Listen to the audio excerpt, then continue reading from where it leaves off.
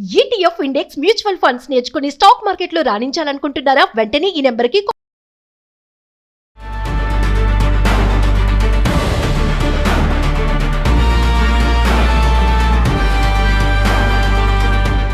నమస్తే, welcome to Suman TV. Present మనతో పాటు ఉన్నారు corporate soft skills trainer Madhuravani గారు. నమస్తే మ్యామ్. నమస్తే అండి. మేడం, మరి ట్రంప్ విషయానికి వస్తే రీసెంట్ గా H1B వీసా ఫీజు ఎప్పుడైతే సెప్టెంబర్ లో లాస్ట్ ఇయర్ సెప్టెంబర్ లో $1,00,000 ఫీజు కట్టాలి అని చెప్పేసి ఏదైతే ట్రంప్ తీసుకొచ్చాడో దాని ఇప్పుడు ఫెడరల్ కోర్ట్ స్టే ఇచ్చింది. ఇది దీనికి మేము ఒప్పుకోము అన్నట్టుగా ఆపారు ప్రస్తుతానికి. అయితే ఒకవేళ గనక నిజంగా అది కొట్టివేస్తే, ట్రంప్ కి గనక చెప్పినటువంటి దానికి ఎదురు దెబ్బగా పడి కొట్టేస్తే గనక మన ఐటీ సెక్టార్ లో ఉన్నటువంటి మన ఎంప్లాయీస్ కానీ, మరి అమెరికా వెళ్ళాలనుకునే వాళ్ళకి కానీ ఎలాంటి బెనిఫిట్స్ వస్తాయంటారు? ప్రెసెంట్ ఇప్పటికైతే హోల్డ్ లో పెట్టారు. బట్ ఎవరైతే యుఎస్ కి వెళ్ళాలనుకుంటున్నారో వర్క్ పైన కానీ ఎడ్యుకేషన్ పైన కానీ, ఇది హోల్డ్ ఏది ఉందో అది ఎప్పుడైనా చేంజ్ అవ్వచ్చు. మళ్ళీ $1,00,000 చేయొచ్చు, ట్రంప్ $1,000 కూడా చేయొచ్చు. ఎందుకంటే యాక్చువల్ గా ట్రంప్ ఇది పెట్టిందే మన వాళ్ళు అక్కడ వెళ్లకుండా.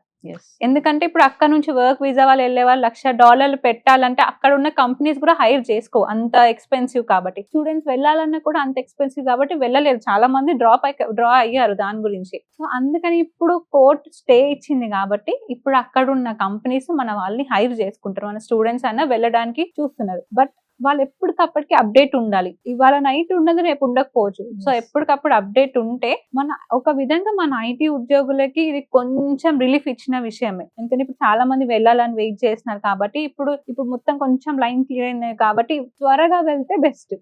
త్వరగా అక్కడ కంపెనీకి వెళ్ళి జాయిన్ అవ్వడం, వర్క్ చేయడం చేస్తే బెస్ట్. అసలు ఎందుకు మన వాళ్ళని ఎందుకు ఆపేయాలనుకుంటున్నాడు ట్రంప్?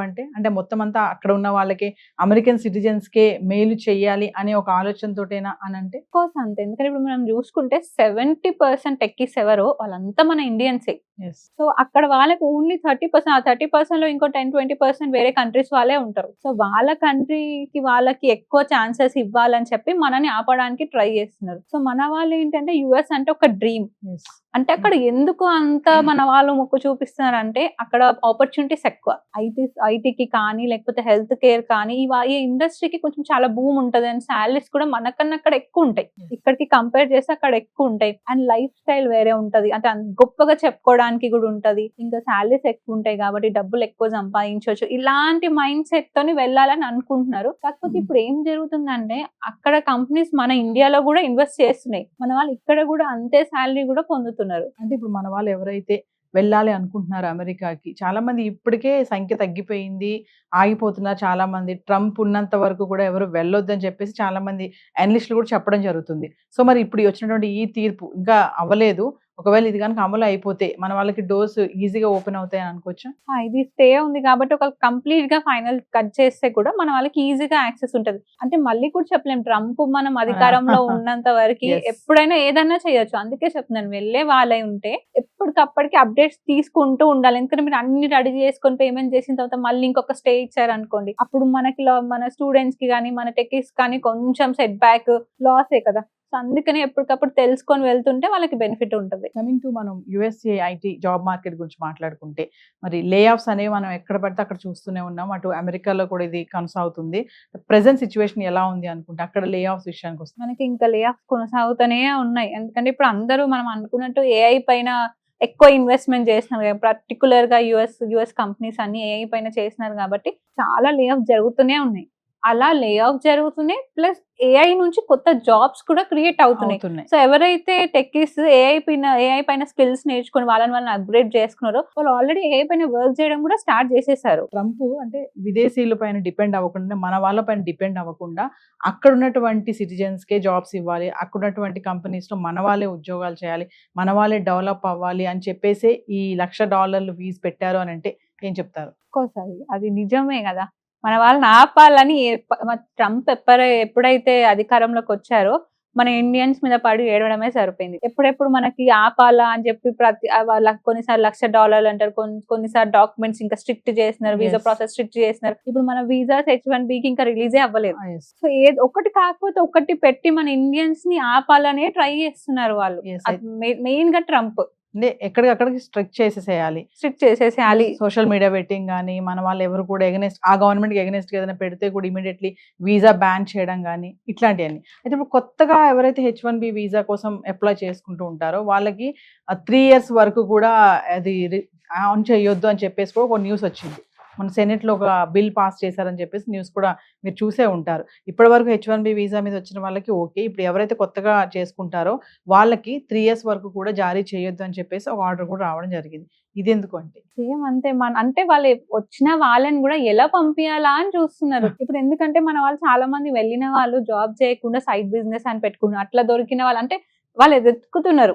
అంటే ఓన్లీ గవర్నమెంట్, ట్రంప్ గవర్నమెంట్ అనే కాదు, అక్కడ యుఎస్ సిటిజన్స్ కూడా వాళ్ళకు కూడా మన వాళ్ళ మీద చాలా అదైపోయింది. అంటే వీళ్ళు వచ్చి ఇక్కడ సెట్ అయిపోతున్నారు, మమ్మల్ని మా దేశాన్ని ఆక్రమిస్తున్నారు, వాళ్ళకి లేని కల్చర్స్ అని మనం ఇంట్రడ్యూస్ చేస్తున్నాం. బోనాలని, బతుకమ్మ అని అవన్నీ చేస్తున్నారు. సో వాళ్ళకి ఏంటంటే అవన్నీ చూసేసరికి వీళ్ళు వచ్చి మా కంట్రీలో చేయడం ఏంటి, ఇది మాది కదా అన్నట్టు ఎక్కడ దొరుకుతారా, ఎప్పుడు తీసేద్దామా, మనం చాలా చూసాం కూడా. చాలా మంది చంపేయడం కూడా జరిగింది. దాంట్లో మన ఇండియన్ వాళ్ళు కూడా పర్టికులర్ గా ఉన్నారు. సో మెయిన్ అక్కడ గవర్నమెంట్ కాకుండా అక్కడ యుఎస్ సిటిజన్స్ కూడా మన ఇండియన్స్ పైన టార్గెట్ చేయడం జరుగుతుంది. మన వాళ్ళు కూడా అంటే ఏ విషయానికి ఆ విషయం మాట్లాడుకోవాలి. మన వాళ్ళు కూడా ఒక దేశం వెళ్ళినప్పుడు ఇప్పుడు అక్కడ వాళ్ళు మన దగ్గరికి వస్తే మనం కూడా ఒప్పుకోం కదా, వాళ్ళు ఏదైనా కార్యక్రమం ఇక్కడ చేశారంటే. అలాగే మన వాళ్ళు కూడా అక్కడికి వెళ్ళి మీరు అన్నట్టుగానే కొన్ని ఫెస్టివల్స్ ఉన్నాయి, అవన్నీ కూడా వాళ్ళు రోడ్లు బ్లాక్ చేసేసుకొని అట్లా చేయడం వల్ల అక్కడున్న వాళ్ళు కూడా ఇబ్బందే కదా. ఎందుకు మన వాళ్ళు టర్న్ అవుతుంటే మేము సెటిల్ అయిపోయాం ఇక్కడ, ఇంకా మా ఇష్టము అన్నట్టు అనుకోవచ్చా? అంటే ఇప్పుడు వాళ్ళు ఆల్రెడీ అక్కడ సెటిల్ అయిపోయారు కాబట్టి వాళ్ళకి కూడా కొంచెం హక్కు ఉంటుంది. ఎందుకంటే మనకు అక్కడ ఇండియన్ కమ్యూనిటీస్ ఉన్నాయి, ఇండియన్ సొసైటీస్ ఉన్నాయి. సో వాళ్ళు మన ఫెస్టివిటీస్, మన కల్చర్స్ అన్ని మిస్ చేసుకోలేరు కదా. ఆ ఒక్క పండగ కోసం మొత్తం ఫ్యామిలీ ఇక్కడ రాలేరు కదా. ఇప్పుడు మనం చూసుకుంటే మొత్తం ఫ్యామిలీ యుఎస్ లో సెట్ అయిన వాళ్ళు ఉన్నారు. సో మన కల్చర్ ని మనం వదులుకోలేం కదా. ఎక్కడికి వెళ్ళినా మన ఇండియన్స్ అనేది ఒకటి మనకు ఉంటుంది కాబట్టి. సో అక్కడ ఆల్రెడీ వాళ్ళు అంత వర్క్ చేస్తున్నారు. ఇప్పుడు యుఎస్ అంత ముందుకు టెక్కి మెయిన్ గా సాఫ్ట్వేర్ లో చూసుకుంటే అంత ముందుకు వెళ్ళడానికి కారణం సగం మన ఇండియన్సే. సో వాళ్ళు కూడా ఏంటంటే వాళ్ళు మన కల్చర్ మనం వదులుకోదు కదా, మనం ఎక్కడ ఉంటే ఏంటి, మన కల్చర్ మనం చేసుకోవాలి కదా అన్నట్టు వాళ్ళు కూడా, మన ఇండియన్స్ కూడా అక్కడ ఫెస్టివల్స్ అన్ని కల్చరల్ యాక్టివిటీస్ చేయడం జరుగుతుంది. సో ఏదేమైనా ట్రంప్ మాత్రం కొత్త విధాలుగా ప్రయత్నం చేస్తున్నాడు మన వాళ్ళని ఆపేయడానికి, ఆ వీసాని ఈ వీసా అని చెప్పేసి మార్పు చేయడానికి. చూద్దాం ఈ ఫెడరల్ కోర్ట్ మరి ఇది గనక కొట్టేస్తే కొంచెం మన వాళ్ళకి రిలాక్స్ అవుతుందని అనుకోవచ్చు. తప్పకుండా ట్రంప్ ఎంత ఆపాలని చూసినా మన వాళ్ళు వెళ్ళే వాళ్ళు వెళ్తూనే ఉన్నారు, వర్క్ చేసే వాళ్ళు చేస్తూనే ఉన్నారు. ఎందుకంటే ఇప్పుడు మనం ఒక్కవేళ మీరు ఆలోచించండి, 70% ఇండియన్ టెక్కీస్ ఒక్కవేళ వచ్చేస్తే యుఎస్ పరిస్థితి ఏంటి? ఇప్పుడు అక్కడ ఉన్నారు సరే, వాళ్ళు ఎంతవరకు పని చేయగలుగుతారు? మన వాళ్ళంటే ఎక్స్ట్రా టైం, ఎక్స్ట్రా మనీ కోసం ఎక్స్ట్రా పని చేస్తారు, మరి యుఎస్ వాళ్ళు చేస్తారా? అదొక పెద్ద క్వశ్చన్ మార్కే వాళ్ళకి మళ్ళీ. అందుకనే వాళ్ళు ఆపినా మన వాళ్ళు వెళ్తూనే ఉన్నారు, చేస్తూనే ఉన్నారు. Thank you.